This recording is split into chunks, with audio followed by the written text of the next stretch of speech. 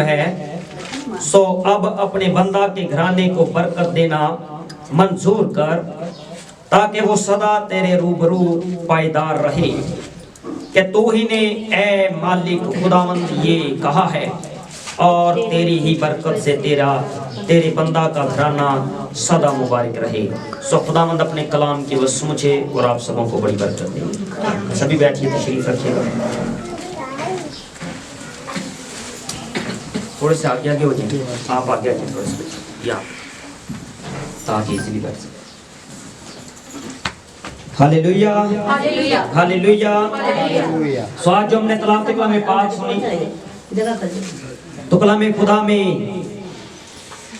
लिखा गया, सो अब अपने बंदा के घराना को बरकत देना मंजूर कर, ताकि वो सदा तेरे रूबरू पायदार रहे कि तू ही ने ए मालिक खुदावंद ये कहा है, और तेरी ही बरकत से तेरे बंदा का घराना सदा मुबारक रहे।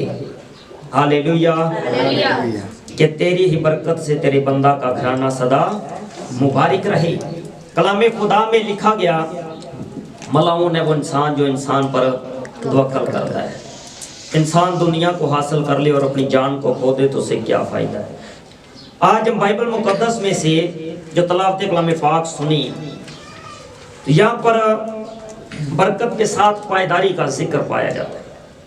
लिखा गया, सो अब अपने बंदा के घराना को बरकत देना मंजूर कर, ताकि वो सदा तेरे रूबरू पायदार रहे।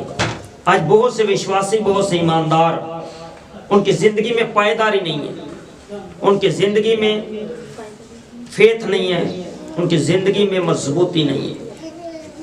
सो बाइबल मुकद्दस में नुमान कोड़ी के बारे में लिखा गया, और एक छोटी बच्ची जो कनान के मुल्क में से सिपाही अपने साथ उठाकर ले गए, और उस बच्ची को एक सिपा सलार को दिया गया जिसका नाम नुमान था।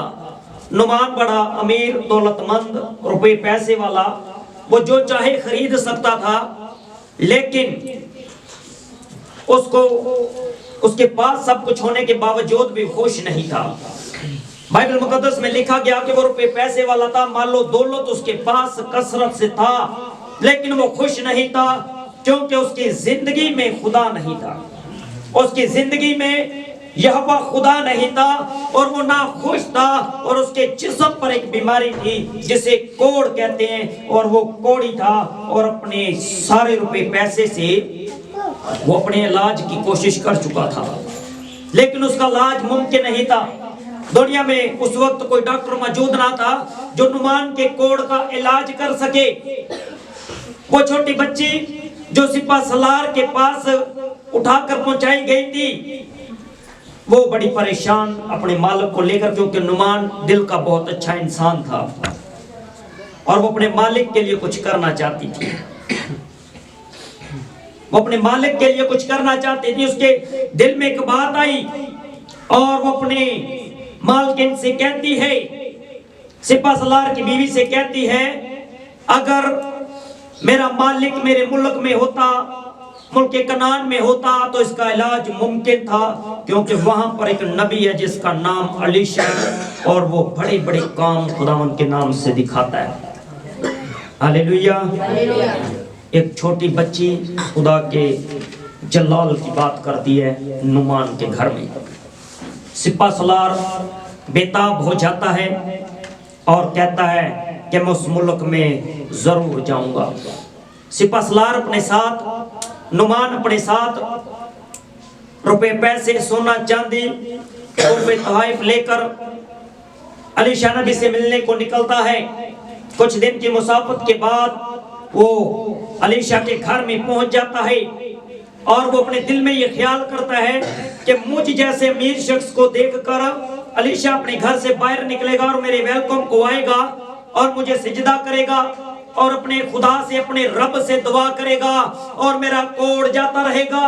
उसके दिल में ये ख्यालात हैं। वो अपने दिल में ये सोचता हुआ अलीशा के घर की ओर रवाना है। अलीशा के घर में पहुंचकर वो दस्तक देता है। जियाजी नाम का एक नौकर अलीशा के घर से बाहर आता है اور الیشا کو بتاتا ہے نعمان آیا ہے جو کوڑی ہے اور وہ دعا کروانا چاہتا ہے۔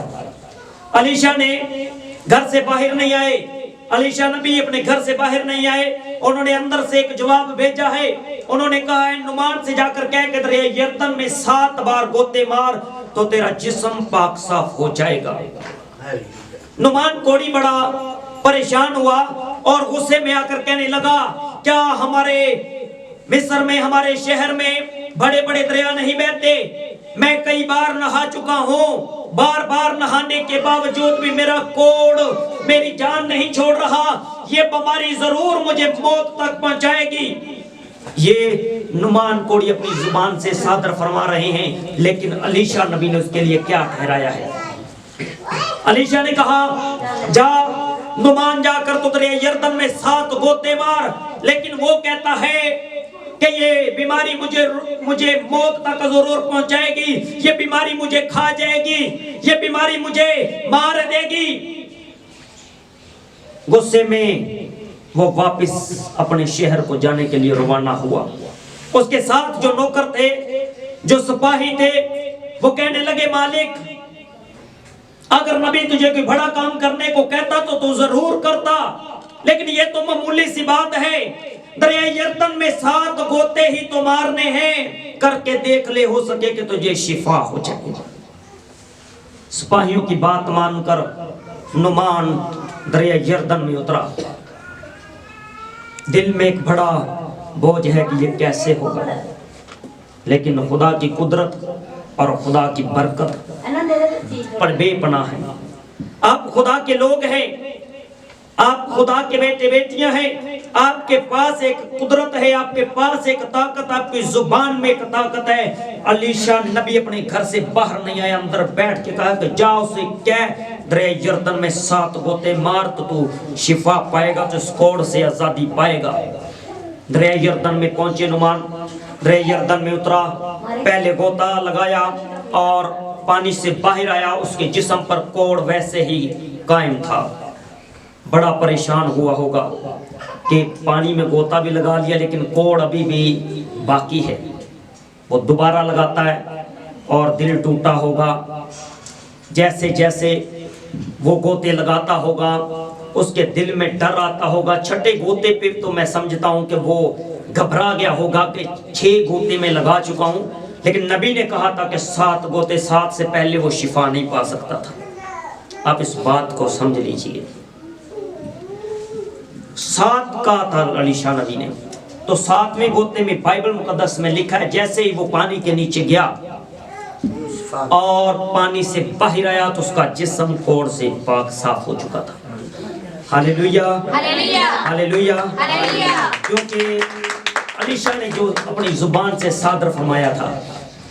کیا سمجھتا تھا نعمان کہ میں بڑا مال و دولت والا ہوں، سونے چاندی کے توڑے لے کر گیا تھا وہاں پر الیشا نبی کے پاس، اتویزہ روئے تے پادریاں تو ٹھیک ہے، وہ نبی سی، خدا دے حکم دی آواز سن رہا سی، خدا او دے اندر ہی ہم کلام ہویا سی، اندر ہی خدا دے گل بات کر رہا سی۔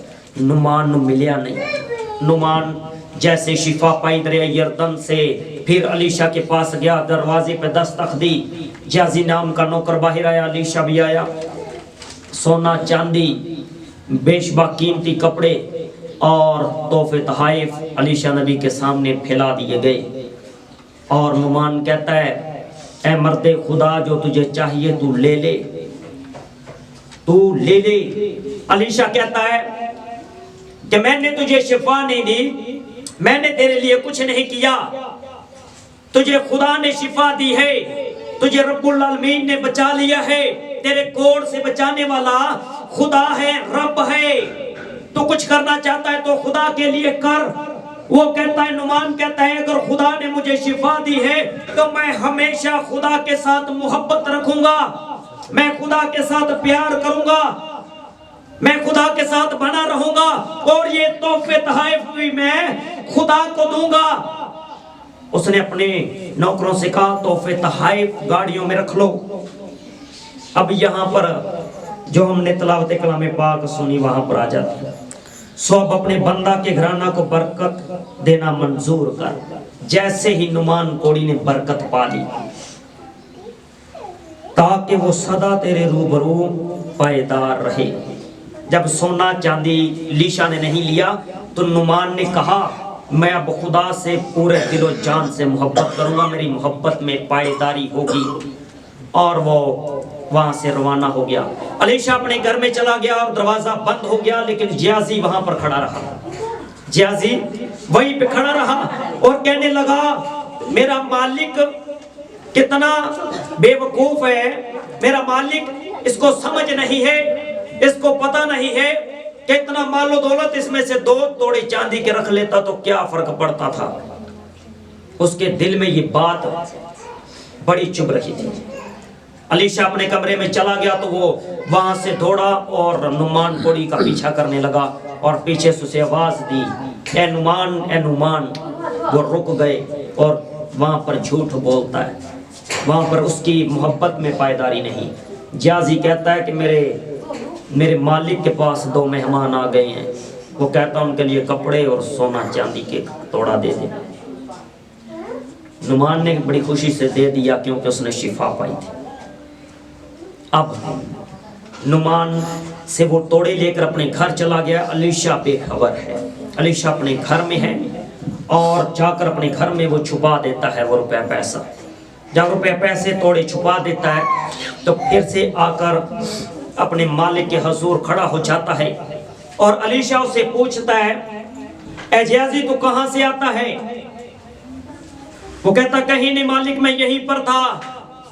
तो अलीशा ने जियाजी से कहा क्या तू